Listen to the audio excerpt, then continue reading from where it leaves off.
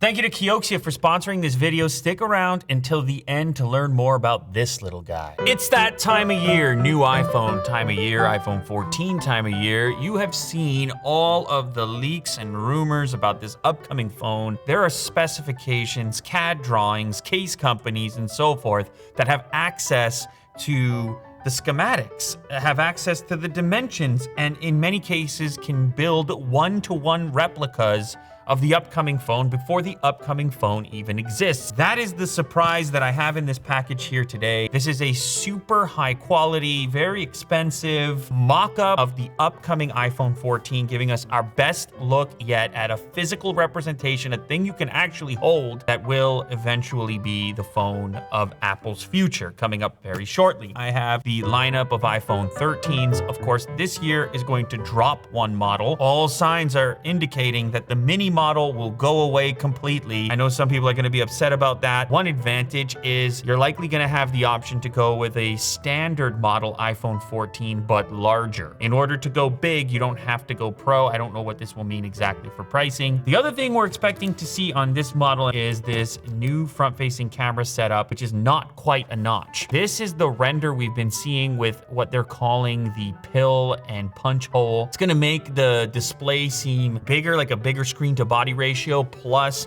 apparently the bezel is going to shrink, just a better ratio. The other thing with these front-facing cameras, they're supposed to be improved with a larger aperture. You're going to get more light coming in on those front-facing cameras. Now, I have picked up a very high-end digital caliper from Japan. All right, maybe you heard of it before, because I want accurate measurements. When I get this thing out of the box, we're gonna find out the exact measurements. And this is the big dog status as far as the iPhones are concerned. It is the 14 Pro Max. The main comparison is against this one right here, the 13 Pro Max. Now keep in mind, it's a non-working model. Things could change, but companies are so confident, case companies, accessory manufacturers are so confident in their CAD drawings that they've gone through the effort of building things to this degree of sophistication. Let's go ahead and open up this box straight from China. Now this thing was delayed. They wanted to send it to me. I was like, okay, I'll take a look. Of course, I'm interested in seeing what this is gonna look and feel like. How similar is it to the previous gen? It's definitely not a massive overhaul. Now the other thing I should mention, having looked at all the leaks and rumors, is the fact that the non-Pro model is still supposed to have the notch. So that's gonna be one differentiator between the two if you wanna glance at it and tell right away. Presumably you'll have slimmer bezels, and then you have this pill/punch hole setup as opposed to the full-on notch that the non-Pro model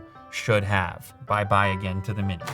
So we have this little velour style bag protected by this air package here. Now in the past, when I've seen these things, I've been amazed. Like I can tell from the weight already, this is not one of these cheap dummy units or clones, but instead it's really made to a premium specification. You can see the back here is covered in red tape to block out, I'm guessing, the logo or to protect the back.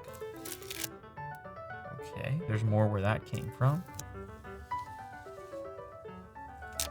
Ooh, this looks like it's gonna be the darker color, your kind of midnight or whatever they're going to call it. From the back, it looks a lot like the current generation Pro Max, if not identical. Now the camera units grew. They got even bigger. I know that's a surprise to you. We will pull the calipers out because we do need to get to the bottom of it. As of right now, the height looks almost identical. They're so similar in weight. It really feels like an actual functional phone. I'm not seeing antenna bands on this unit. Power switch actually looks a little bit wider. It looks a little fatter. What's crazy about it is it looks like the metal pins are in there. Wow, that is with the screws inside. This thing, watch, it's functional, it works. I booted up, legit iPhone 14. That is amazing. They even have Apple's specialized screws down there. Still the lightning port, no fully wireless iPhone for iPhone 14. Not that anybody expected it. The dreams about a USB-C iPhone, you're still dreaming. It's not happening. It's still a dream, all right? Your dreams about a potential USB-C iPhone, not happening. Not today, not with the iPhone 14. On this side of the device, where the SIM card tray is, that's not actually removable on this non-working model. Of course, your hold switch is still there, and kind of like the power button, these volume buttons are ever so slightly different in dimension. They're just a little bit fatter. Thickness is concerned, it looks almost identical. If anything, the 14 model here might be a touch fatter, but we'll pull out the digital calipers for that. Up here, we do not have our typical notch. This is gonna be the hole punch plus pill setup that has been rumored, and now it's been built into this non-functioning, non-retail model of the iPhone 14 Pro Max. Okay, now let's get to the important part of this video. My understanding is that this company is well known in the caliper space. Made in Japan, by the way. Look at that, made in Japan. Design on the package, couple of stripes, all right? Nice case so that this thing can hang around and be protected in the Unbox Therapy Studio. This could be useful in the future. Ooh, certificate of inspection. This is no joke right here. My goodness. No wonder these things are so expensive. Look at all the extra. Will, that's a battery. That is a watch-style battery in the package. You didn't believe me. Is Will over there? You didn't believe me, sir. This is incredible stuff. Mitu Toyo. And this is coolant-proof IP67. So even for harsh environments, this thing's gonna stand up to whatever you throw at it. Normally, you would just use a coin for something like this. They give you an actual key for this purpose. So much better than a coin. There's also a selector switch for inches versus millimeters, considering how tiny the things we'll be measuring here and the fact that it comes from Japan. Metric. No, I'm just saying.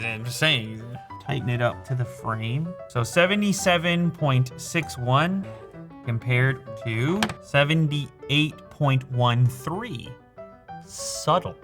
Very subtle. Ever so slightly, little bit wider. Remember though, we were talking about shrinking of the bezels. Ever so slight shrinking of the bezels was the speculation, so that's an interesting finding. So it seemed like the thickness was pretty similar upon me feeling over the edge, but let's go ahead and find out if it's identical. 7.7, 7.7, 7.8?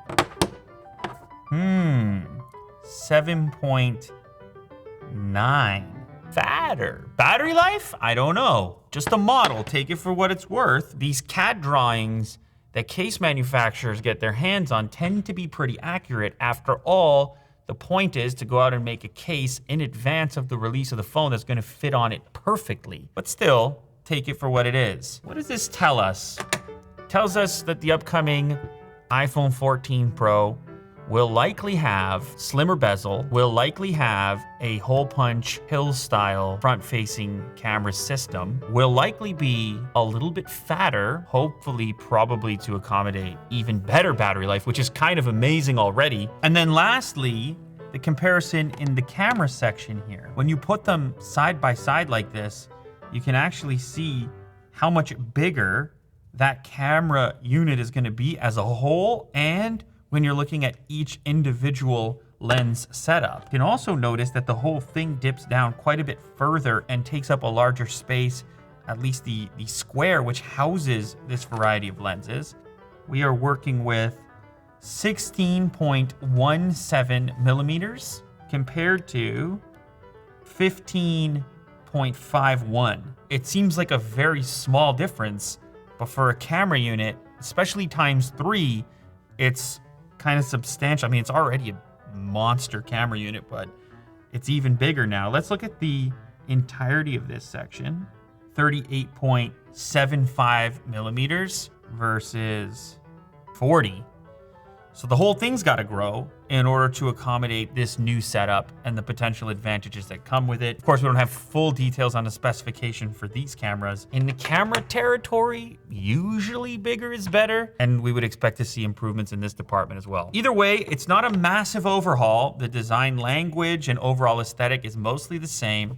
You'll be able to spot the new phone via the bigger camera unit, slimmer bezel, hole punch / pill style design on the front. But I don't think many people are gonna be able to feel the difference in dimension. If you're used to using a current generation Pro Max then this one is gonna feel extremely familiar. So I have a couple of these drawings that I mentioned on my desktop. Essentially the predictions that this particular model unit is built upon. I actually have them for all the different models. And that lineup is gonna look different this time around because you're gonna have 14, 14 Max, 14 Pro, and 14 Pro Max. So let's go ahead and open up these drawings. So the prediction based on these renders is that you're gonna have a device 78.5 millimeters wide by 160.7 millimeters long, 77.6 on width. It actually lines up exactly with this CAD drawing. Well, take that for what it's worth as well. Take that for what it's worth as well. And the height, 160.7 millimeters, the thickness, 8.1. It's the closest thing that we have that we can hold in our hands right now relative to the iPhone 14 Pro Max in this case. These dimensions are so tight and we're talking about such small increments and tolerances. I'm fairly confident that what I'm holding is something very, very close with imperceivable differences from the iPhone 14 Pro Max that will launch very soon. There you have it.